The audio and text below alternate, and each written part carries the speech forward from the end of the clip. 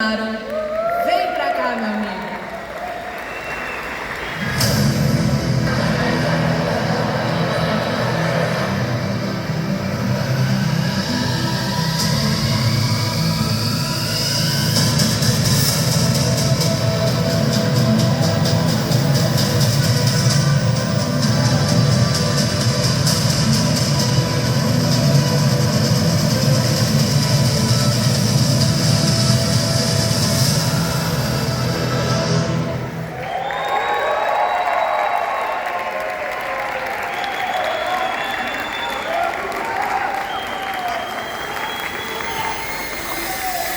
Em 1 hora eu mato, pode deixar. São 9? Até meia-noite tá bom, né?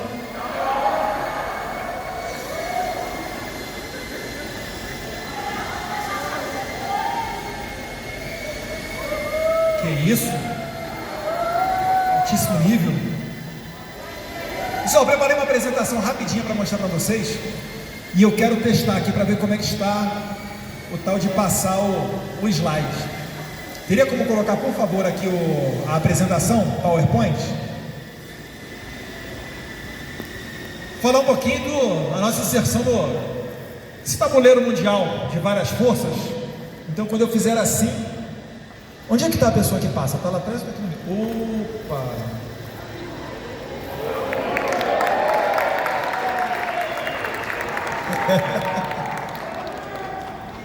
Agora vai. Eu vou contar uma historinha aqui que eu vou ser bem rapidinho, porque eu acho que a maioria de vocês já conhecem, né? Vocês conhecem esse cara aqui? Esses caras aqui? Eles basicamente sintetizaram as ideias comunistas, fizeram o Manifesto Comunista e também o livro do Marx, o mais conhecido, né? O Capital. E depois, no século seguinte, começaram a pipocar as revoluções comunistas pelo mundo. Tivemos em 1917 na União Soviética, depois China, Coreia do Norte, Laos, Cuba, Camboja. Nós falamos aqui uma parte sobre Cuba com a Zoe Martinez. E nós tivemos também a formação da Cortina de Ferro depois da Segunda Guerra Mundial. A esquerda às vezes diz o seguinte: eu sou de esquerda, eu sou comunista. O comunismo combateu e derrotou o nazismo. E calma aí. Quando Hitler avançou com as tropas e chegou até Stalingrado na União Soviética, ou na Rússia,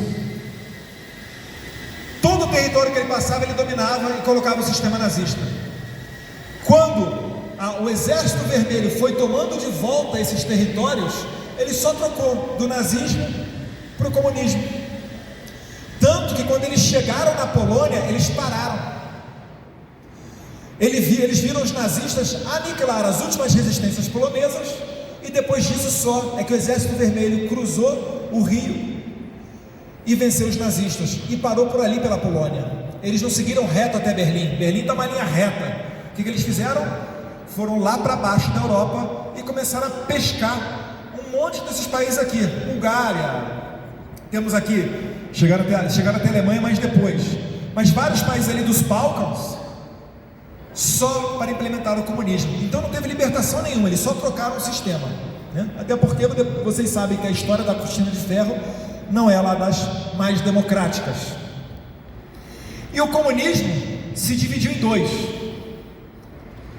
O Lenin chegou ao poder, fez a Revolução Bolchevique, foi o líder máximo, morreu em 24, e depois veio Stalin. Eles sempre tiveram a ideia de expandir o comunismo pelo mundo, de modo a ser autossuficiente. Internacionalizar esse sistema não é uma ideia de agora, dos globalistas, que fala mais recentemente. É uma ideia bem passada. E bem da verdade, eles também não foram a desejar um sistema mundial. O Stalin seguiu fazendo a mesma coisa que o Lenin, e pela força angariava os seus apoios e os seus domínios. Vocês já ouviram falar numa história chamada Holodomor? O confisco de grãos da Ucrânia, que matou milhões de ucranianos de fome. Esse aqui é o responsável, o Stalin. Só que nos anos 30, um outro camarada, vocês conhecem esse também? Eu vou passar para vocês fazerem a apresentação. Antônio Gramsci era do Partido Comunista Italiano. Mussolini o prendeu. Ele faleceu ainda nos anos 30, mas ele fez um monte de rascunho na cadeia. Ele foi solto logo antes de morrer, porque tinha uma enfermidade. E esses rascunhos que ele fez, por nosso azar, depois uma outra pessoa organizou em livro e virou os cadernos do cárcere do Antônio Gramsci. E ali ele mais ou menos dizia, bem resumidamente, que era muito melhor, Dr. Wagner, você tomar o poder através de uma revolução cultural do que pelas armas, principalmente no Ocidente. Porque em outros países você tem um rei, você tem um czar, você tem um líder máximo, mas no Ocidente não. No Ocidente normalmente os países têm instituições, têm eleições, e seria mais difícil que uma pessoa conseguisse ter essa liderança toda para chegar ao poder através das armas. No Brasil isso foi tentado. Depois eu vou falar do Khrushchev. No Brasil isso foi tentado, a chegada do poder pelas armas. Aqui em 1919 o Lenin fez a Internacional Comunista, né? O que eu falei, a ideia deles de globalizar o comunismo. Em 22 o Partido Comunista Brasileiro veio para o Brasil, foi aberto na cidade do Carlos Jordi, lá em Niterói. E em 35, quando esse cara aqui, Luiz Carlos Prestes, volta da Rússia, ou melhor, da União Soviética, ele realiza a Intentona Comunista. A esquerda, uma parte dela, até hoje comemora isso aqui, tá? Eles falam aniversário de não sei quantos anos da Intentona Comunista, como se fosse, demais. Deixou mais de 100 mortos. Tiveram militares que morreram dormindo, e outros tantos, né, mais de 500 feridos, só para dizer que eles são muito democráticos. Mas esses caras sempre dão um jeito de dar a volta por cima e voltar. Ele recebeu anistia, acabou se tornando até senador da República, o Prestes.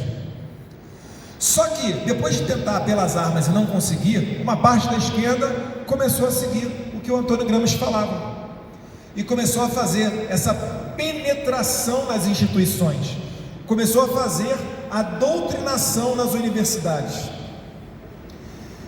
E a cria do Gramsci aqui no Brasil chama-se Paulo Freire. Paulo Freire é das figuras mais bizarras, né? Eu gosto do Abraham Weintraub falando do Paulo Freire.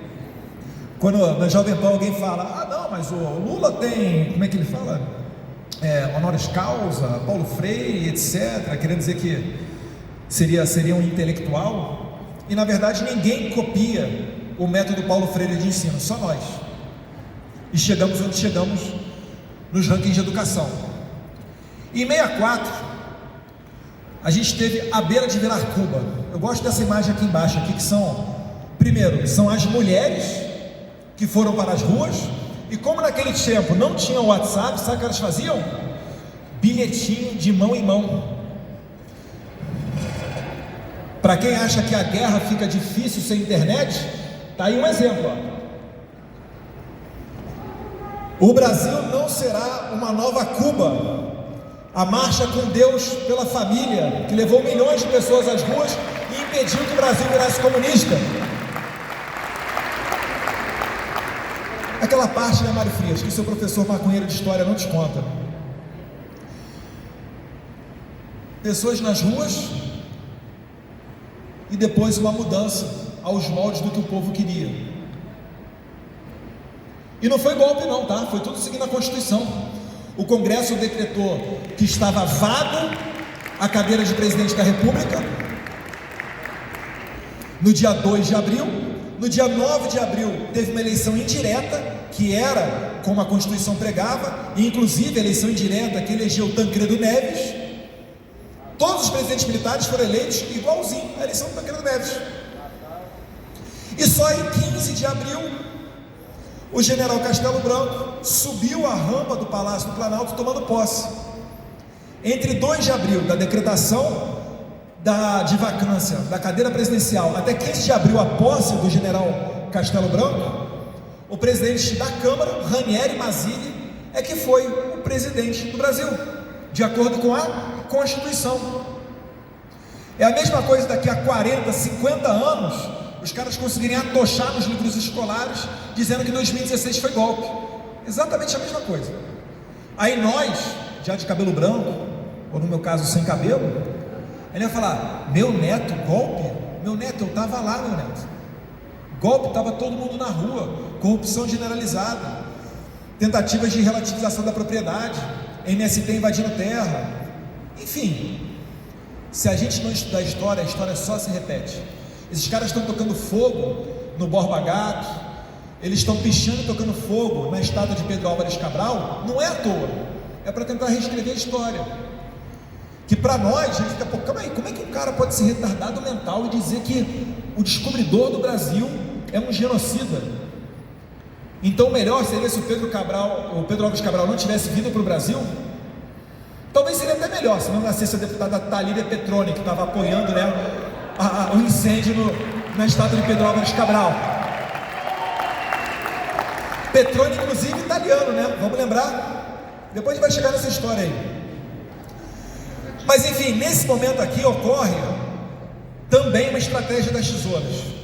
De um lado, aqueles que querem fazer o domínio cultural e se aproveitar da democracia, e do outro, o pessoal que é a favor das armas. Então, no Brasil, uma parte da esquerda, ela começa a radicalizar. É que está aqui embaixo. Vocês conhecem esse cara daqui? Agora não. Aê, quem que falou? Vou te dar uma camisa, pode ele pegar lá no stand do ICL. Mas tem que ser membro, hein? É o embaixador americano. Cadê a nossa mesa? Minha senhora. Mas tem uma história mais interessante. Sabe por que eles sequestraram o embaixador americano? Porque eles faziam troca de prisioneiros. E aqui estão os prisioneiros que foram, eles chamavam de presos políticos, né? Daquela época. Mas que foram presos depois da democracia também. E, inclusive, mais de uma vez, temos aqui um rapaz que pode pedir música no Fantástico, condenado no Mensalão, no Petrolão e também no regime militar. Zé Disseu, esse novinho aqui. E aqui, infelizmente, né, a morte do almirante na bomba do aeroporto de Guararapes, lá em Pernambuco. Por que colocaram uma bomba no aeroporto de Guararapes? Porque supostamente o general Costa e Silva, que estava em campanha pelo Brasil para a presidência, sim, você fazia campanha porque você tinha que ser votado pelos deputados e senadores, estava passando lá. E a bomba acabou matando um almirante e um outro jornalista. Provavelmente, vocês só conhecem o Herzog, né? Do jornalista Regis, eles não falam, né? O jornalista Regis morreu nessa bomba aí também, fora dos outros mutilados e feridos. Então, depois disso, é que ocorreu um recrudescimento do regime militar para agir de maneira mais rigorosa, não numa guerra entre país contra país, mas numa guerra contra um inimigo interno, que naquele tempo era preciso então você ter acesso não ao WhatsApp, que não existia, mas acesso a cartas, prisão para averiguação, uma relativização dos direitos fundamentais, para evitar que sequestradores que embaixadores fossem sequestrados, que almirantes fossem assassinados, bombas postas em aeroportos. E os militares fizeram muita coisa boa, muita coisa boa. Sem as obras dos militares o Brasil não existiria hoje, né? Temos aqui Transamazônica, você ia de São Paulo até Manaus de carro, tá? Nos anos 70. Isso acabou por causa dessa mentalidade radical ambientalista que acha que preservar é sinônimo de isolar.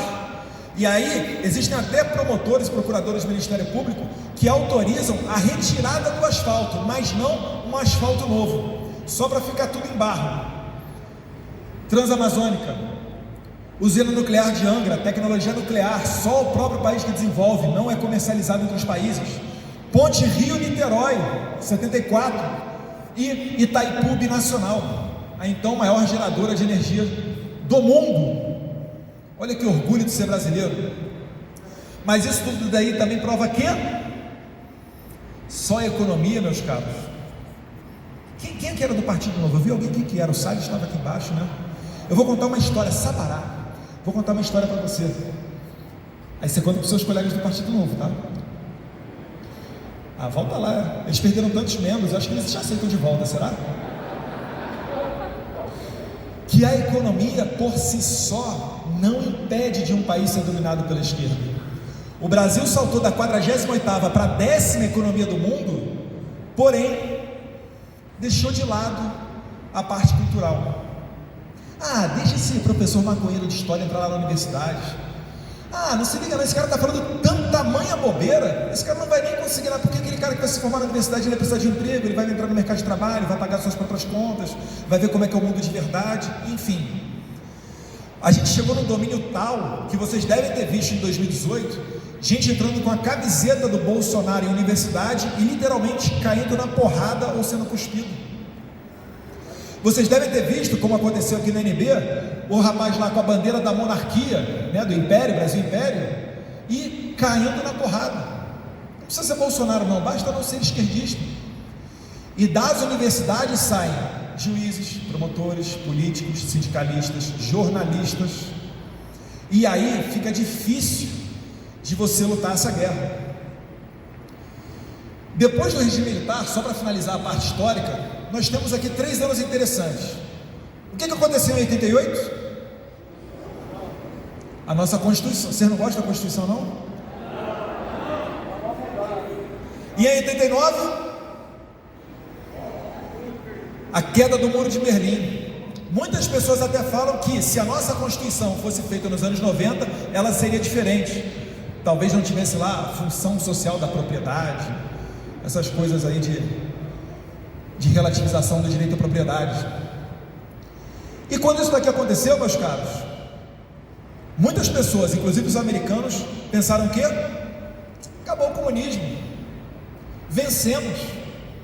Está aqui, ó, um êxodo de gente que saiu da Alemanha oriental vindo para a Alemanha ocidental, capitalista.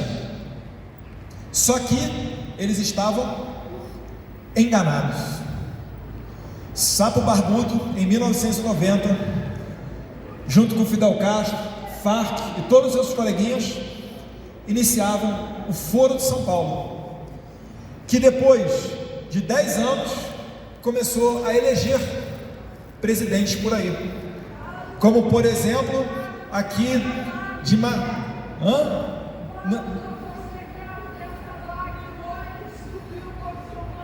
Calma.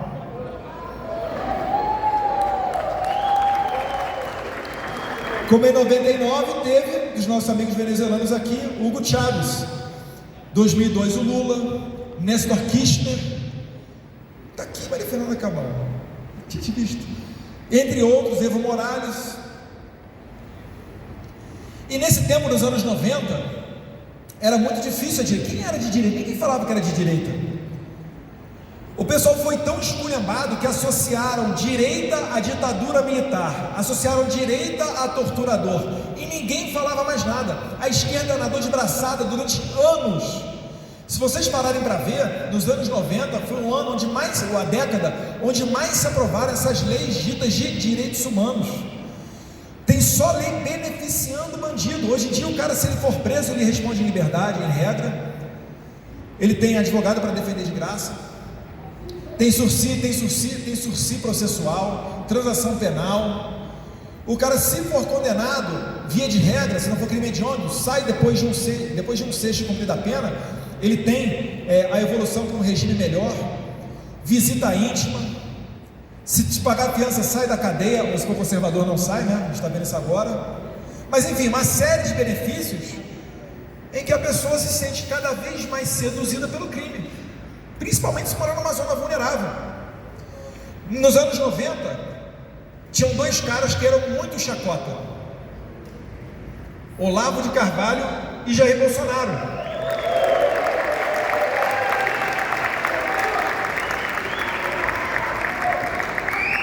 Os dois loucos, né? Porque um falava e a esquerda, deixa esse cara falar aí, ele é isolado, e justifica que a gente está numa democracia, vai, deixa essa voz isolada aí. E o outro falava os fatos que iriam ocorrer 10, 15, 20 anos depois, mas até que ocorressem, era motivo de chacota. Na entrevista do Bial, né? Pô, como assim? Poxa, o comunismo vai voltar. Tem o Enéas também, calma. Enéas em 94 foi o terceiro mais votado da eleição presidencial de 1994. Talvez se naquele tempo tivesse internet, teria grandes chances de ser presidente do Brasil. Perdemos infelizmente, mas bem lembrado o nome do Enéas. E depois de tanto tempo dormindo, em 2013 tivemos uma grande manifestação. Inicialmente as pessoas foram para as ruas para protestar contra um aumento da passagem de ônibus no Rio de Janeiro. Só que a população estava tão farta que acabou-se todo mundo indo para a rua. E é um ponto marcante, porque foi quebrado o monopólio da esquerda das ruas, porque até então só a esquerda, a CUT, só esse pessoal que ia para as ruas. Todo mundo que era revoltado com corrupção ou com vários outros temas assistia pela televisão, mas não ia. Finalmente, depois de décadas dormindo, vendo futebol e televisão, nós acordamos. E em 2018, com a evolução desses tempos, em 2016 teve impeachment da Dilma, que eu não vou aprofundar aqui, mas em 2018, graças ao novo componente chamado internet, veio aí o chamado tsunami Bolsonaro. Tem um vídeo aí de 2018, meu caro? Se puder passar, por favor, eu agradeço.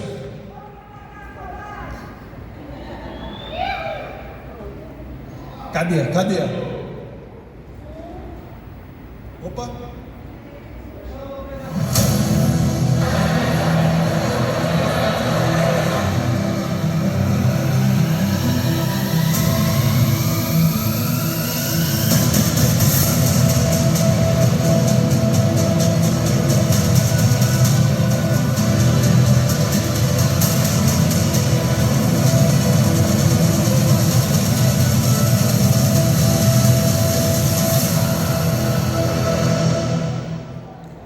Eu agradeço, mas não é nesse vídeo não.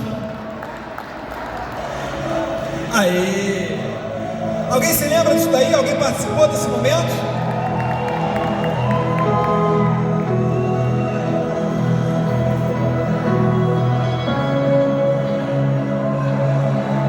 Cheio de robô do Bolsonaro aí, né?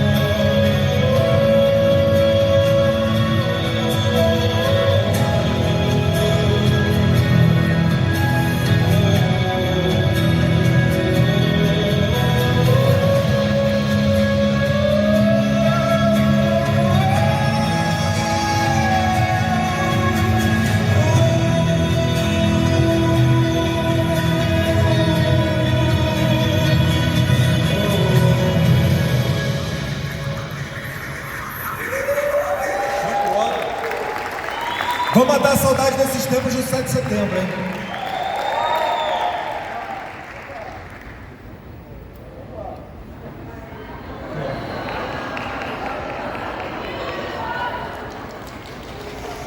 Mas assim como quando ocorreu com a queda do Muro de Berlim, que muita gente disse que o comunismo tinha acabado, muitos também acharam que eleger o presidente da República seria o suficiente para mudar o país e ter o país que nós queríamos. Só que nós só elegemos a cereja do bolo, faltou o resto do bolo. Por isso que hoje em dia nós estamos vivendo tempos sombrios, estranhos, onde pessoas inocentes têm a visita da Polícia Federal ou mandados que impedem atos ordinários da sua vida, né? Vocês estão vendo aí o Brasil Paralelo tendo que responder publicamente a uma CPI, várias pessoas aqui, o Alan dos Santos, Sérgio Reis, Belízia, Rei Bianchini, o Facuri, Bruno, bem como a desmonetização de canais de YouTube. Vocês conhecem essa moça aqui? Cadê ela? Já foi. Bárbara do Chantolisei, Bernardo Custer, que também falou aqui, Kister, Vlog do Lisboa, Terça Livre e também o canal do Bruno, né, o grupo do Bruno, que é o do Coalizão Conservadora da Direita, o Kodak. Todos eles sendo desmonetizados por um tribunal eleitoral. Eu estou fazendo questão de colocar isso aqui, que depois a minha assessoria vai ter um trabalhinho para colocar uma legenda em inglês, porque é difícil você explicar isso para o gringo. E é importante você mostrar para eles, no evento do CIPEC, que tem penetração internacional, o que está acontecendo aqui. Um tribunal eleitoral que impede pessoas de receberem dinheiro, sabe-se lá por qual motivo? Falam atos antidemocráticos. Qual é a definição em lei de ato antidemocrático? Inquéritos abertos sem a autorização do Ministério Público, o que fere de morte o sistema acusatório. Quem é advogado sabe, uma pessoa acusa, uma defende e outra julga. Esse negócio de acusar e julgar ao mesmo tempo, isso é coisa para trás do tempo medieval, é tempo da Inquisição. E por final, pessoas que estão presas, né? Infelizmente, um deputado federal preso por falar, que pode falar o maior absurdo do mundo, mas na Constituição tem imunidade parlamentar. Se um deputado que tem escrito na Constituição que é inviolável, civil e penalmente, por suas opiniões, palavras e votos, vai para a cadeia porque fez um vídeo, o que dizer do cidadão comum? É isso que eles desejam, intimidar vocês, como o Dória está fazendo, querendo evitar que a PM de São Paulo, ainda que de folga, vá para as manifestações de 7 de setembro, ou em outros estados, principalmente no Nordeste, onde o governador está chamando toda a tropa, ou para estar de serviço, ou para ficar quartelada de sobreaviso. Roberto Jefferson, hoje finalmente conseguiu ir para o hospital receber atendimento da sua médica. Outros menos conhecidos, Alencar e Bronzieri, que depois de fazer um protesto na porta do Alexandre de Moraes, foram para a cadeia, pagaram fiança, saíram, foram para uma manifestação, voltaram para a cadeia. Sarah Winter, aqui o jornalista Wellington, que foi preso ontem, na frente, esse círculo aqui está pequeno, mas ele está arrumando as suas coisas na frente do seu filho pequeno, para ir para a cadeia. E o Zé Trovão, que tem uma liderança entre os caminhoneiros, dia 7 de setembro falou que vai se entregar, e até lá está fazendo vídeo. Atualizaram?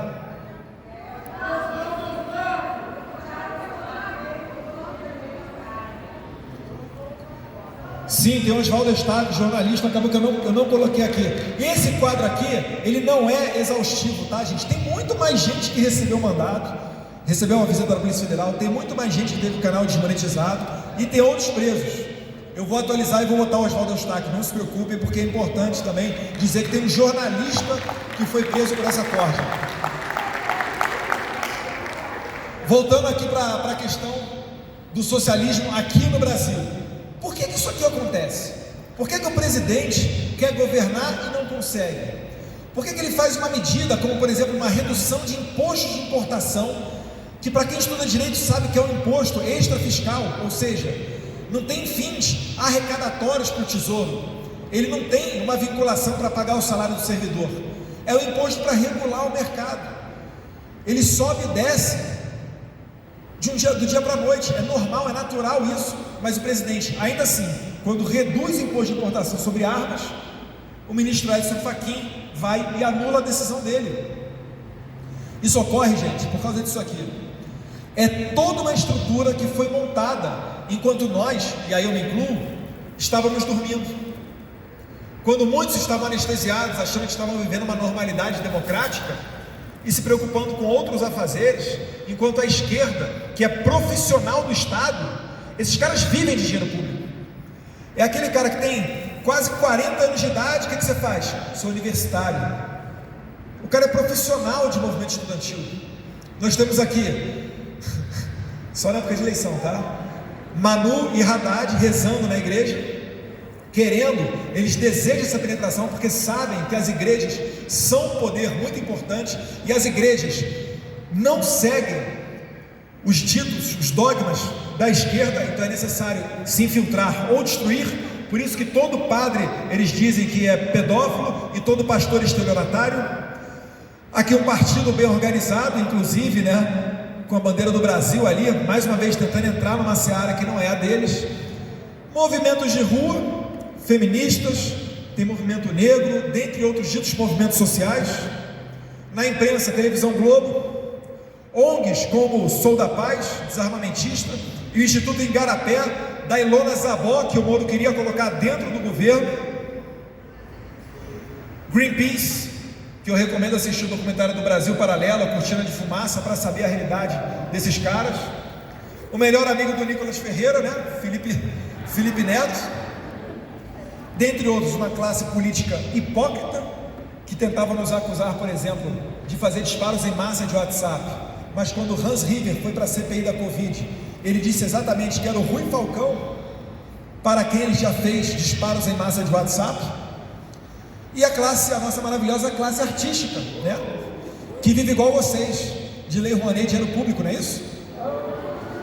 Ah, vocês nunca pegaram dinheiro da Lei Rouanet? Não? Cadê o Mário Frias? Não? Esses caras aqui entraram 15 mil projetos da Lei Rouanet sem auditoria, uns 12 ou 13 bilhões de reais. Experimenta você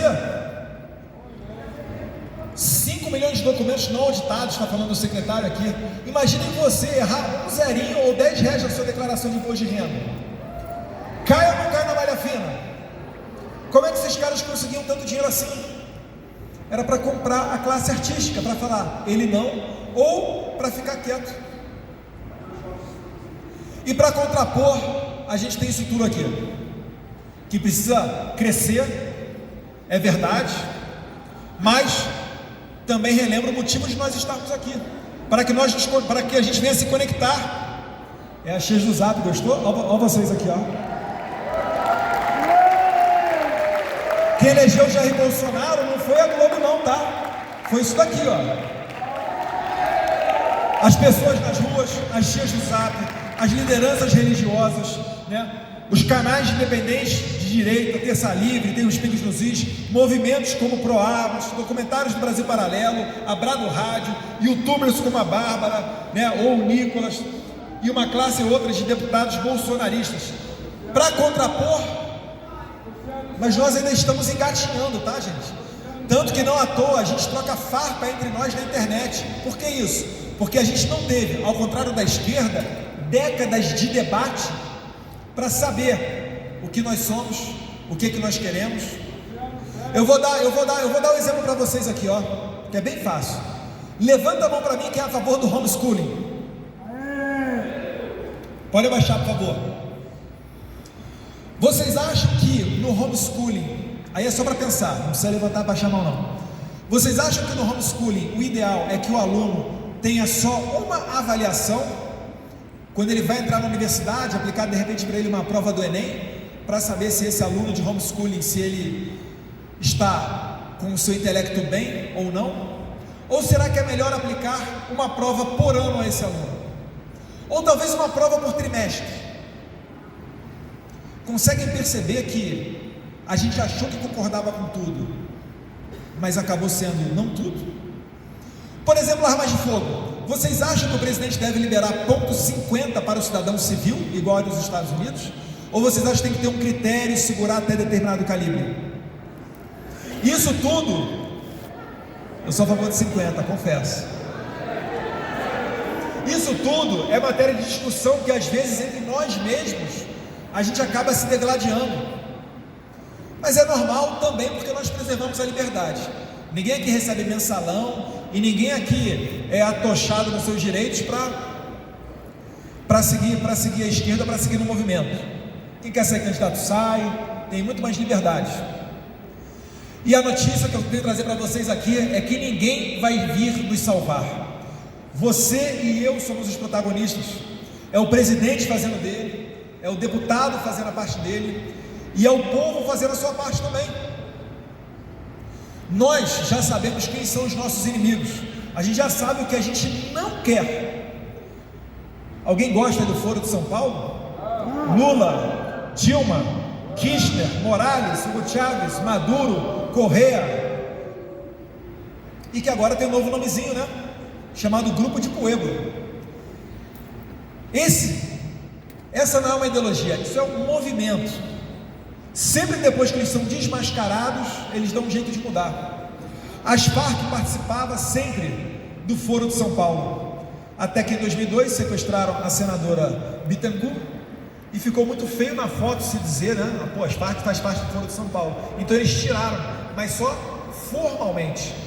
Tanto que o Lula depois aconselhou as Farc a virar um partido político, e hoje eles são um partido político até com assento no Congresso Nacional, graças às cotas que o ex-presidente Santos deu para as Farc, indo contra o plebiscito. Pode ter mudado de nome, mas segue sendo Farc. O que eu fiz agora prestando satisfação a vocês? Em 2018, eu não conversei com meu pai e falei: pai, foi eleito presidente, bacana. Poxa, deixa eu dar uma volta aí pelo mundo para começar a fazer uns contatos, tentar organizar um movimento, fazer alguma coisa. Eu não falei nada disso com ele. Em 2018, eu fui, salvo engano, com o Felipe Martins, com Coimbra, estava lá também o Gerald, que está por aqui, que nos ajuda muito em Nova York, e tive uma rodada de cerca de 30 mesas em Nova York, Washington e Miami, com fundos, com empresários, com pessoas de destaque, só para passar o recado que, olha, o Brasil não é mais aquela corrupção do tempo de Lula e Dilma, não. Agora a gente tem um presidente e um governo novo que é honesto e vai acabar com o socialismo no Brasil. E para minha infelicidade, meu voo indo para lá ainda atrasou. Eu cheguei foi lá em Washington direto já para as mesas de reunião, com inglês, que a mídia adora fazer chacota, né? Daí, a principal foto que circulou dessa minha viagem, a imprensa fazendo chacota, dizendo que eu era um baba-ovo do Trump. Ele botou o boné do Trump com terno e gravata, enfim, as maiores baboseiras possíveis. Dei uma entrevista pela primeira vez para a Fox News, e o que disseram? Análise do inglês do Eduardo Bolsonaro. Gente, vou falar uma coisa aqui, principalmente para os mais jovens. Se você trilhar o caminho do certo, do justo, do correto, sempre vai ser mais trabalhoso, sempre vai ter espinho, mas é o único que nos garante botar a cabeça no travesseiro à noite e dormir tranquilo. Peguei um pouquinho da experiência americana, da cultura deles, de doação, fundraising, organização e etc. E fiz o meu primeiro evento lá em Foz do Iguaçu, a Cúpula Conservadora das Américas. Você lembra, senadora? ¿Te acuerdas, senadora? Por supuesto que sim, não? Falar espanhol tem que botar a língua no meio da boca aqui. E depois, o primeiro encontro do presidente Bolsonaro e o presidente Trump, em março de 2019. Eu vou contar essa história rapidinho, porque a gente tinha combinado o seguinte: olha, se for para alguém entrar com o presidente Bolsonaro, a gente estava na Blair House, né? Estava eu, Felipe, o presidente, etc. Ele falou: se for para entrar alguém, entra o Felipe, sabe muito bem de internacional, manja tudo, dá assessoria perfeita para o presidente. Quando a gente chegou lá e o presidente Bolsonaro entrou com o presidente Trump no Salão Oval, veio um diplomata do Itamaraty e falou: Eduardo, estão te chamando lá. Eu falei: não, é para o Felipe ir. Não, mas estão chamando você. Aí eu olhei para o Felipe e falei: então vai, ué. Aí eu fui lá e entrei. Fiquei ali no canto. E o que saiu na nossa maravilhosa imprensa? Eduardo Bolsonaro entra no Salão Oval e o chanceler Ernesto Araújo fica de fora, tentando criar uma intriga entre nós. E de fato, se o Ernesto não fosse uma pessoa humilde, se fosse uma pessoa com vaidade e o ego exagerado, talvez tivéssemos brigado por ali. Mas E eu nem sabia, quem me chamou não foi meu pai, foi o Trump, eu nem sabia. E talvez o Trump tenha me chamado, porque alguém, eu fico perguntando, quem é que buzina no ouvido do Trump que eu estou fazendo alguma coisa? Mas eu fiquei muito honrado desse vídeo aqui, em que ele faz uma menção a mim, nessa ocasião. Cadê o som, meu carro? Nos jardins da Casa Branca. Se tiver o som, pode deixar rolando. I think of all possibilities, all options are open. We'll see what happens. And by the way, I see in the audience the son of the president, who has been fantastic. Would you please stand up? The job you've done during a very tough period of time is just fantastic. Thank you very much. Olha para o Jair Bolsonaro, ó. Sagar Enjeti. Valeu, moleque. Senta aí. E o principal, meus caros, deixa a imprensa falar à vontade, faz o teu, faz o certo, corre atrás. Nessa ocasião, também nessa viagem, nós tivemos contato com esses dois caras que são sensacionais, e é graças a ele que a gente tem o CPEC no Brasil, porque eles é que fazem o CPEC nos Estados Unidos. O Matt Schlapp e o Dan Schneider. Eu queria pedir uma salva de palmas para eles, por favor.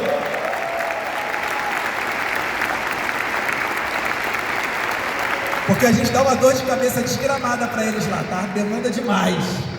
Então, Matt, Dan, muito obrigado pela ajuda de vocês. Muito obrigado por nos permitir fazer esse evento aqui hoje. Na sequência, nosso amigo Charlie Gerald, a Mercy, que é a esposa do Matt Schlapp, a gente fez o CPEC lá em São Paulo, em 2019. Quem é que estava lá? Boa parte, ó. Aqui era de graça.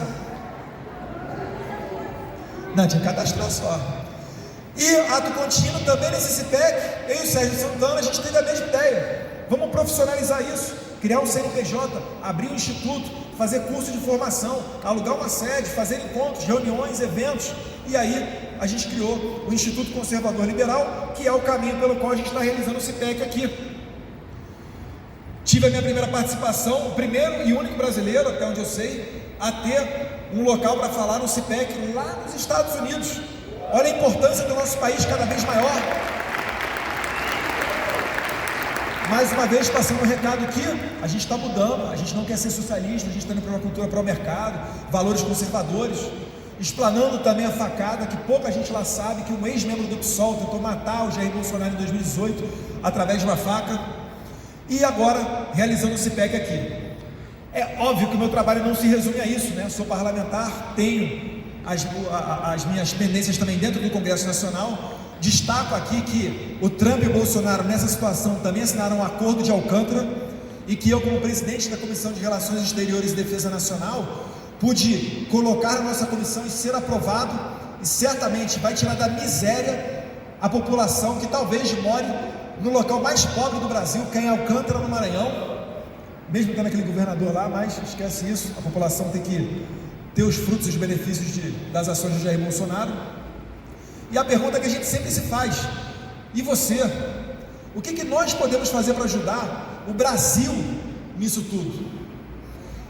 Eu vou deixar aqui o vídeo de encerramento, mas dizer que quando você está fazendo uma live com o seu celular, quando você vai para a rua, quando você participa da motociata do presidente, você está colaborando. Se no dia 7 de setembro você não sair de casa, depois você não vai ter o direito de reclamar quando prenderem o próximo deputado, quando desmonetizarem o próximo canal, ou talvez quando a Polícia Federal chegar na tua casa. Não acha que a esquerda vai passar a mão na tua cabeça, não. Eu já tenho um X nas costas por causa do meu sobrenome. Mas como é que vocês acham que vai ser quando o Jair Bolsonaro sair? Porque se ele sair, vocês já sabem quem vai entrar. O que vai acontecer? Então todos nós, mesmo nas atividades mais simples, quando a gente fala no restaurante, quando a gente vai na padaria, quando a gente desmascara uma fake news para o vizinho, falando que o presidente Bolsonaro está levando a verdade e políticas boas para a população, todos nós estamos ajudando. E aí eu queria passar esse último vídeo para encerrar o CPEC com vocês. Se puder, por favor. Esse é o evento lá nos Estados Unidos, sendo muito bem recebido no Cyber Symposium do Mike Lindell. This individual has been a career police officer a graduate of law school. He's got the greatest number of votes for Congress in the history of Brazil. He's the third son of the Trump of the tropics, President Jair Bolsonaro of Brazil.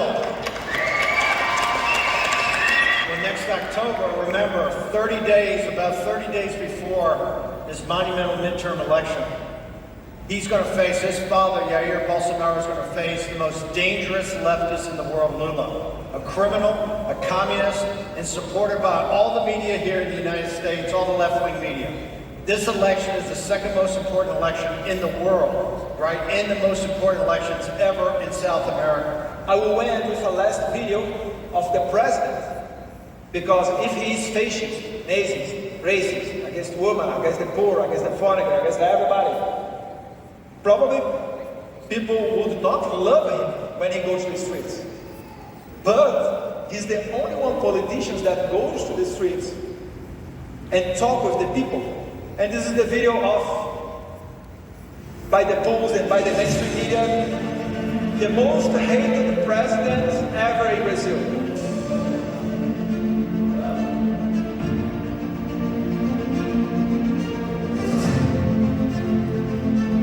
Aumenta pouquinho o volume, cara.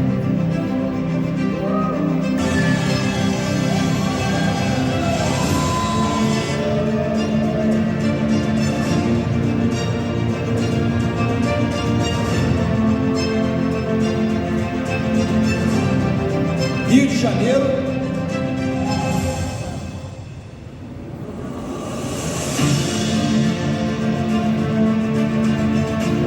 São Paulo. São Paulo faz show também.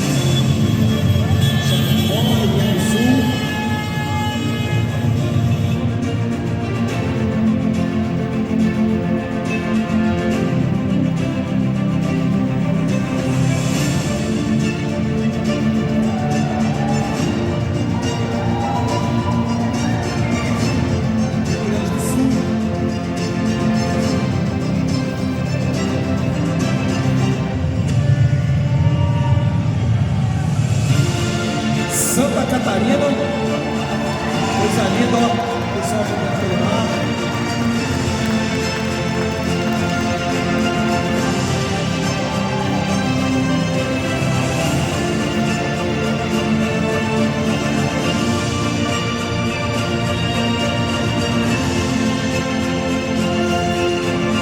A parte que eu falei de expor a facada lá no exterior, que nem todo mundo sabe.